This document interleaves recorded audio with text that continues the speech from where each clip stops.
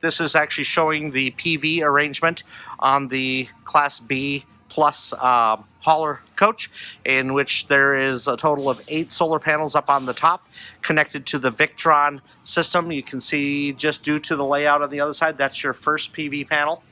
And this is all Victron equipment. Like I said, we have a total of 8 of them up here.